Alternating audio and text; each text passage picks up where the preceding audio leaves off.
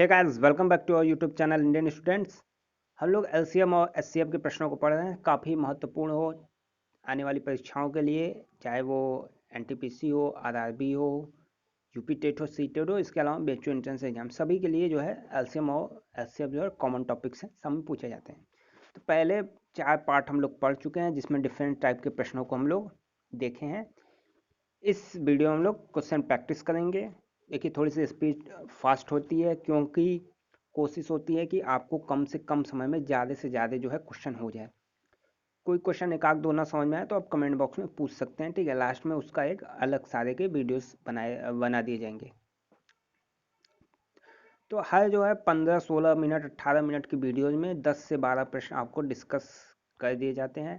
तरीका आपको बता दिया जाता है। ये पीडीएफ सबसे पहले जो है हमारे व्हाट्सएप ग्रुप में भेज दी जाती है, ठीक है। लोग सॉल्व करते हैं, कुछ प्रश्न जो सॉल्व नहीं हो पाते यहाँ पे आपको करा दिए जाएंगे। तो वीडियो शुरू करते हैं। 34 नंबर प्रश्न, दो संख्याओं का अनुपात 2:3 है तथा उनका लसव यानी एलसीएम जो है 54 है, तो उनका योग ज्ञात करना है। तो इस तरीके के प्रश्नों के लिए बता दिया गया है आपको कैसे होगा।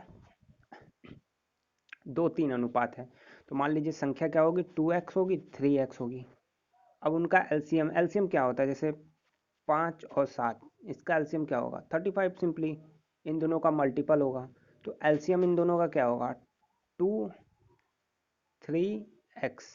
जैसे मल्टीपल में यहाँ पे आप एक्स स्क्वायर नहीं लिखेंगे, एक ही फैक्टर लिखे जाएंगे, यानी एक x होगा, एक्स स्क्वायर यहाँ पे नहीं होगा। तो 2:3 यानी 6x, ये एलसीएम होगा। एलसीएम आपको कितना दिया है, 54 दिया है, ठीक है। 6x इक्वल टू 54, तो x की वैल्यू कितनी आ गई, यहाँ से 9 आ गई। अब x की वैल्यू 9 आ गई, तो 2x और 3x की वैल्यू आप लोग निकाल लीजिए। 2x 18, 3x 27, ये कितना आ जाएगा, ये आ जाएगा 45, ठीक है। तो क्या कहना है, फास्ट समझ लीजिए एक बार। 2 गुड़े 3 गुड़े x इक्वल टू 54, x बराबर 9, 9 दूना 18, 9 तियाँ 27, ऐड कर देना है। अब इसमें कुछ करना है नहीं करना है, आपकी ये प्रैक्टिस हो जाएगी, तो आप प्रश्नों को देख के डायरेक्ट जो है मन में सोल्यूशन इसका बता सकते हैं। सारे कैलकुलेशन आप मन में करके डायरेक्ट तुरंत जो है आप उत्तर दे सकते हैं 45। चलिए, तो संख्याओं का अनुपात 4:5 है, उनका लसो जो 120 है, तो संख्याएं आपको ज्ञात करना है। क्या हो जाएगा, 4x 5x, 20x equal to 120, x equal to 6, 4x कितना हो जाएगा, 24 हो जाएगा, 5x 30, 24-30 कहीं है, सी ऑप्शन, ठीक। 15 से 20 सेकंड के प्रश्न हैं ये सारे।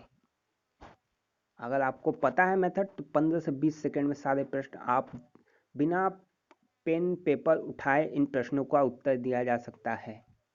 क्या कहना है आप, 5 गुड़े 4 20 है, एक्स की वैल्यू 6, 6 चौका 24, 6 पंजे 30, सीधा सीधा 5-7 सेकंड में प्रश्न उत्तर आप दे सकते हैं। ये देखिए, अच्छा प्रश्न है। दो संख्याएं जो एक दूसरे की सह अभाज्य संख्याएं हैं, को प्राइम। पहली दो संख्याओं का गुणनफल 551 है, अंतिम दो संख्याओं का गुणनफल 1073 है। इन तीनों संख्याओं का आपको योग ज्ञात करना है। थोड़ा ट्रिकी क्वेश्चन है, इस प्रश्न को आप लिख लीजिएगा, अच्छा प्रश्न है। एचसीएफ एबीसी का 1 हो जाएगा, क्योंकि सह अभाज्य यानी को प्राइम्स नंबर का एचसीएफ जो है 1 होता है। जैसे 7 और 13, इसका एचसीएफ 1 होगा, क्योंकि ये दोनों संख्याएं जो है या तो खुद से कटेंगी या एक से कटेंगी। तो जो को प्राइम्स नंबर होता है उनका एचसीएफ जो है 1 होता है। अब मान लीजिए जो संख्या है वो एबीसी हैं, तो ABC HCF of ABC equal to 1। अब क्या दिया है, पहली दो संख्या यानी a multiplied by B equal to 551, b multiplied by C equal to 1073, ठीक। अब इसको तोड़ना है। तो ये कैसे होगा, a upon B, a multiplied by B multiplied by C equal to 173 upon 515। इस फॉर्म में आपको लिखना है, क्योंकि a इंटू बी 551 है, b इंटू सी 1073 है। ये आप डिवाइड करेंगे तो 37 मल्टीप्लाइड बाई 29 19 मल्टीप्लाइड बाई 29। देखिए यहाँ पे b दोनों में कॉमन है, यहाँ पे 29 दोनों में कॉमन है, यानी b की वैल्यू 29 हो जाएगी, a की वैल्यू 37 हो जाएगी, b की वैल्यू 29 हो गई, c की वैल्यू 19 हो गई, और a b c यानी 19, 37, 29 तीनों संख्याएं जो है वो प्राइम है। इन तीनों को आपको ऐड कर देना है, तो ये 85 हमारा सही उत्तर होगा। थोड़ा सा ट्रिकी प्रश्न है, आपको समझना पड़ेगा, ठीक है। तो इसका उत्तर जो है 85 होगा। a multiplied by b multiplied by c आपको कहना है यहाँ पे 1073, 551, और 37 गुणे 29 इसकी वैल्यू, 19 गुणे 29 इसकी वैल्यू, यानी b की वैल्यू जो आएगी वो 29 आएगी, क्योंकि b ऊपर नीचे दोनों में कॉमन है।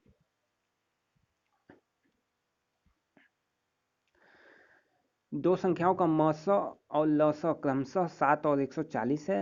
यदि संख्याएं 20 और 45 के बीच में हो तो संख्याएं आपको ज्ञात करना है। देखिए मस अगर 7 हो गया तो संख्याएं क्या हो जाएंगी, 7x 7y। तो एलसीएम क्या हो जाएगा, एलसीएम हो जाएगा 7xy। इन दोनों का गुणा करेंगे, लेकिन एक 7 को 2 नहीं लिखेंगे, 2 बार जो है गुणा नहीं करेंगे, यानी 49 नहीं लिखेंगे। जैसे पिछले प्रश्न में लोग एक्स स्क्वायर नहीं लिखे थे, केवल एक एक्स लिखे थे। गुणनफल होता है तो गुणनखंड होता है, तो यहाँ से केवल एक साथ लिखेंगे, x लिख लेंगे, y लिख लेंगे, तो 7xy हाँ तो क्या थे यहाँ पे 7x 7y हो जाएगा, ठीक है। दो संख्या हम लोग मान लीजिए ये 7x 7y है, तो इसका एलसीएम क्या हो जाएगा 7xy, और 7xy की वैल्यू कितना दिया 140। भाई ये भी तो इसका जो दोनों का गुणा करेंगे तो ये भी तो एलसीएम होगा, और एलसीएम जो है 140 दिया है, तो एक्स वाई की वैल्यू यहाँ पर कितनी आ जाएगी 20 आ जाएगी। अब एक्स वाई 20 के लिए कितनी पॉसिबिलिटीज है, या तो 120 यानी एक की एक्स की वैल्यू 1 रख दे, वाई की वैल्यू 20 रख दे, तब 20 आएगा, या एक्स की वैल्यू अगर आप 4 रख दे या 5 रख दे, या वाई की वैल्यू 4 या 5 कोई भी एक रख दे, ठीक है, 5 गुणे 4, ठीक है। तो ये पॉसिबिलिटी इस हिसाब से भी 20 आ जाएगा। मान लीजिए एक्स की वैल्यू आपने 4 रखी, तो ये संख्या क्या हो जाएगी 28 हो जाएगी, 7 गुणे 4 28। वाई की वैल्यू 5 है तो ये 35, 8 5 13, तो क्या हो जाएगा 63, सी ऑप्शन, ठीक है। कितना आसान प्रश्न है। 7x 7y LCM 7xy, 7xy 140, xy 20, 20 किस केस में होगा 4 और 5 होगा, क्योंकि तभी संख्याएं 20 और 45 के बीच में आएंगी। x की वैल्यू 4, y की वैल्यू 5, x की वैल्यू 4 रखेंगे ये 28 आ जाएगा, y की 5 रखेंगे ये 35 आ जाएगा, 8 5 13, 63 हमारा आंसर। दो संख्याओं का मस यानी एचसीएफ 23 है तथा उनके लस के अन्य दो गुणनखंड यानी एलसीएम जो है उनके अन्य गुणनखंड 13 और 14 है, तो उन संख्याओं में बड़ी संख्या क्या है। अच्छा प्रश्न है। एलसीएम 23 दे दिया, संख्याएं क्या हो जाएंगी 23x हो जाएंगी, 23y हो जाएंगी। एलसीएम दे दिया तो संख्या ये आपको ले लेनी है 23x 23y। एलसीएम क्या हो जाएगा 23xy हो जाएगा। एलसीएम फटाक से 23xy जो है आप लिख लीजिएगा, तुरंत एलसीएम 23xy हो जाएगा। अब हमें दिया गया है कि एलसीएम के जो फैक्टर्स है वो 13 और 14 हैं। एलसीएम के जो फैक्टर्स हैं वो 13 और 14 हैं, तो 23 के अलावा वो हो जाएंगे गुणे 13 गुणे 14। 23 के अलावा वो फैक्टर्स जो हो जाएंगे 13 और 14 हो जाएंगे, यानी x की वैल्यू 13, y की वैल्यू 14, या x की वैल्यू 14, y की वैल्यू 13। तो किसी को भी हमें बड़ी पूछा है 23 में 14 का गुणा आप कर दीजिए, क्योंकि 13 का गुणा करेंगे छोटी संख्या प्राप्त होगी, 23 में 14 का गुणा कर देंगे हमें बड़ी संख्या प्राप्त हो जाएगी, ठीक। अब आप प्रैक्टिस यहाँ पे कर लेंगे तो एक बात आप समझ सकते हैं। इस प्रश्न को स्टार बना के नोट कर लीजिए। इस संख्या में मौसा दिया है, दो गुणनखंड इतना दिया है, सबसे बड़ी संख्या पूछे, तो आपको क्या करना है, मौसम में जो गुणनखंड बढ़ा दिया है उसका डायरेक्ट गुणा कर देंगे तो हमें बड़ी संख्या मिल जाएगी। मतलब समझ आए। मौसम में बड़ी संख्या का जो गुणनखंड दिया है, जो दो गुणनखंड दिए हैं उसमें जो बड़ी संख्या है उसका आप डायरेक्ट गुणा कर लीजिए, तो उन संख्याओं में बड़ी संख्या जो होगी वो निकल आएगी। इसी की जगह पे मान लीजिए छोटी संख्या आपसे पूछे तो छोटे में गुणा कर देना है 13 से। अब भाई ये प्रश्न आया आपको, अब 23 14 का गुणा करना है। क्या पूछा है? बड़ी संख्या, लास्ट डिजिट उठाइए, 4 का गुणा 3 से करिए, 4 गुणे 3 कितना होगा? 12। 12 किस में है? लास्ट में 2 किस में है? 322। मतलब हमें पूरा गुणा भी नहीं करना है। 2 से 3 सेकेंड लगेंगे आपको प्रश्न सॉल्व करने में। इस प्रश्न में 2 से 3 सेकेंड आपको लगेंगे अगर इस ट्रिक को आप अपना लें। कॉन्सेप्ट आप समझ लेंगे 2 से 3 सेकेंड में। क्या कहना भाई, ये पूछा हुआ है, हमें बड़ी संख्या पूछा है, हमें पता है कि बड़ी संख्या के लिए हम लोग बड़े से गुणा करते हैं, गुणनखंड मौसम में बड़े गुणनखंड से गुणा कर देते हैं। तो 4 गुणे 3 12। अब देखिए 2 और कहीं नहीं है, अगर 2 होता तब आप गुणा करते हैं, 2 केवल एक में है। यूनिट डिजिट, हमेशा काम जो है आप यूनिट डिजिट पे क्या करिए, पहले आप ऑप्शन देखें, ऑप्शन में सभी संख्याएं अलग अलग हैं, लास्ट डिजिट 4 गुणे 3 12 सीधे है, डायरेक्ट फटाक से आपको जिसमें लास्ट में 2 आ रहा है, यूनिट डिजिट 2 है, उसमें आप टिक कर दीजिए। छोटी संख्या पूछा है, 3 गुणे 3 9। समझ आई बात? ठीक। यदि एक कक्षा के छात्रों की 6 या 8 या 10 के समूहों में बांटा जाता है तो कक्षा में न्यूनतम कितने छात्र होंगे?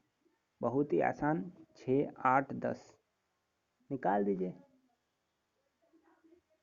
एलसीएम निकाल दीजिए, 120, बी ऑप्शन। ठीक। वह न्यूनतम संख्या ज्ञात करें जिसमें 4 6 8 तथा 9 से भाग देने पर प्रत्येक स्थिति में 0 शेष बचता है और 13 से भाग देने पर 7 जो है शेष बचता है। प्रश्न अच्छा है लेकिन आसान है, बहुत ज़्यादा कठिन नहीं है। ठीक। एलसीएम निकाल दीजिए 4 6 8 और 9 का। 4 6 8 9 का एलसीएम कितना हो जाएगा? 72 हो जाएगा। क्या हो जाएगा? 72 उत्तर हमारा हो जाएगा, डायरेक्ट 72। इसका एलसीएम निकाल दीजिए, 72 हो जाएगा। 72 से भाग देंगे इसमें से किसी भी संख्या का तो शेष जो है 0 बचेगा, और 13 का भाग दीजिए 72 में, 13 पचे 65, 7 7 से 2 चला है। ठीक, क्योंकि हमें न्यूनतम ज्ञात करना है। तो ऐसे प्रश्नों में अगर आपको चीज़ें समझ में ना आए तो आप डायरेक्ट जो है ऑप्शन के थ्रू, थोड़ा सा टाइम अधिक लगेगा, लेकिन आप भूल गए तो डायरेक्ट ऑप्शन से आप कर सकते हैं। ठीक। एलसीएम एचसीएफ के प्रश्न ऑप्शन से बहुत आराम से हो जाते हैं। ठीक है, तो ये प्रश्न थे। चलिए आगे के प्रश्न आगे वाली वीडियो में। वीडियो पसंद आई तो लाइक करें, शेयर करें और चैनल को सब्सक्राइब कर लें, साथ ही साथ बेल आइकॉन प्रेस करें ताकि आने वाली वीडियो जब भी अपडेट हो आप तक जो है नोटिफिकेशन पहुंच जाए। धन्यवाद।